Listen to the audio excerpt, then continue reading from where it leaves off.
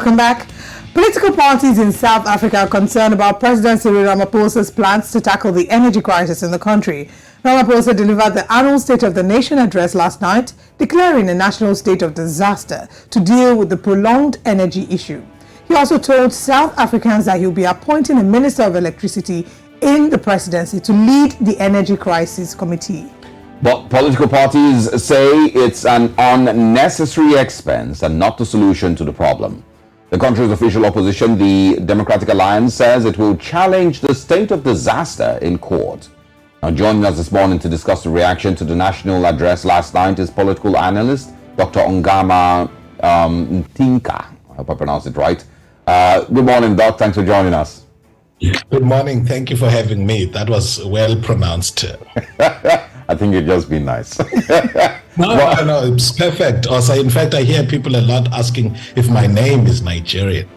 Okay, interesting.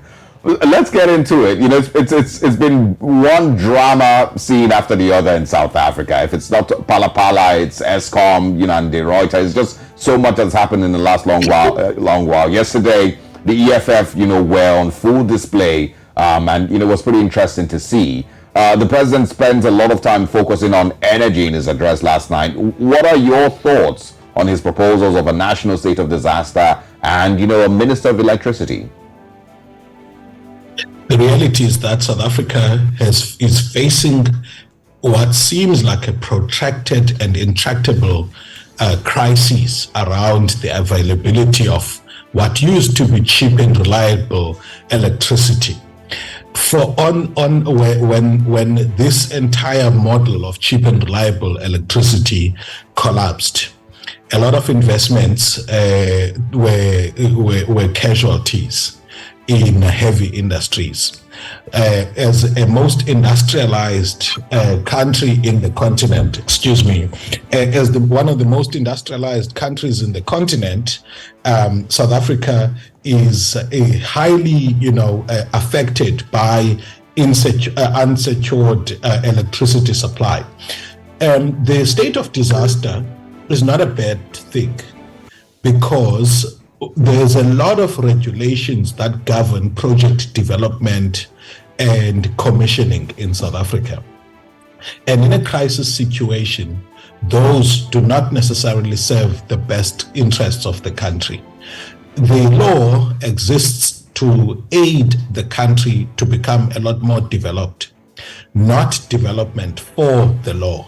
So it's important that at certain times, we are able to let the state develop mechanisms to bypass some of the well-intentioned laws that delay things. However, the concerns by opposition parties and ordinary South Africans are valid, because when you create a state of disaster, you then waive the application of certain laws, and by doing that, you open up the public purse for potential abuse by coalitions of politicians and private business people. And this happened during the COVID-19 pandemic. But those concerns notwithstanding, we do need to try a different approach to Eskom's projected target of reaching only 70% energy availability by 2025. That just cannot be tolerated in a country like ours, where we need heavy industries, the primary sector as well as the tertiary sector, in order to create jobs for the majority of people that do not work in South Africa. I mean, this is the situation that we have right now is not something, yes, it's gotten worse in the time of Cyril Ramaphosa, but would we say that it was a situation that was going to get as bad as it currently is? Is there something that he could have done differently? He's been accused of terrible leadership.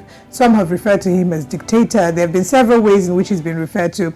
But do you think that this was also just a situation, an element, of it being an inherited problem in a sense? Or is there something more that Cyril Ramaphosa could have done? Well, I think that the problem is inherited, but also he has to take responsibility for failing to turn around the situation, or in fact, allowing the situation to deteriorate further than it was. I think President Cyril Ramaphosa has failed to provide leadership and apply himself to the complex bureaucratic processes that and take tough leadership decisions. In fact, he's nothing but a dictator. Part of the complaints are that he has been too consultative. He treads on too much safety and doesn't want to risk and take decisions that sometimes may upset either foreign investors for a short while, for greater gains, by the way, to the economy, or in fact upset political allies in order to ensure that we move through tough times to provide reliable electricity again in South Africa. All right. Let's talk about the Democratic Alliance. They've said that they will challenge this state of disaster. Do you think that they are right to? And of course, would you expect that there would be more opposition to the state of disaster? And where do you think that might also lead? Are they wasting their time? So they seem to have preferred a situation in which the disaster that's declared is around the electricity crisis as opposed to a national state of disaster. I think that the tendency to litigate over everything is what actually bogs down South Africa from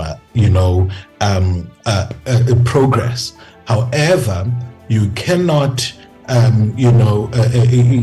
take lightly the likelihood that a state of disaster is going to be abused, particularly on energy and mining projects. It happens across the world that these get to be the most corrupt deals. So people are rightly concerned about the potential abuse of a state of disaster for nefarious reasons. But I think that we have to give government some space to be able to actually explore this option, because it's going to help, for example, overcome some hurdles that are legislated in certain acts, be they environmental processes or rules about public procurement, among other things. Yes, indeed, it's very difficult to accept that when you have a government that's facing a credibility crisis, but I think that it's a necessary evil that we must try in order to see whether we cannot beat the timelines that Eskom has given to the public in terms of when we will have improvements in the availability of electricity in the country.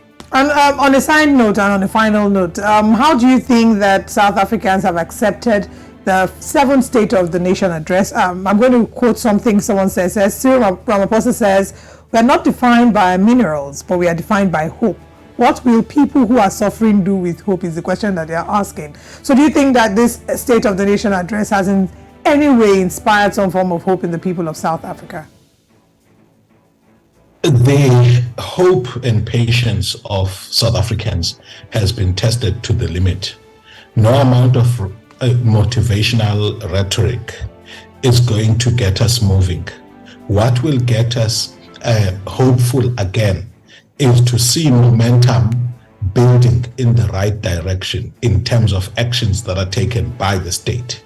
This level of despair and credibility crisis that the state is facing cannot be spinned away by good poetic speeches, it was really a really good speech. It started well from a hope perspective and ended well, but that we're beyond that in terms of the patience levels of South Africans.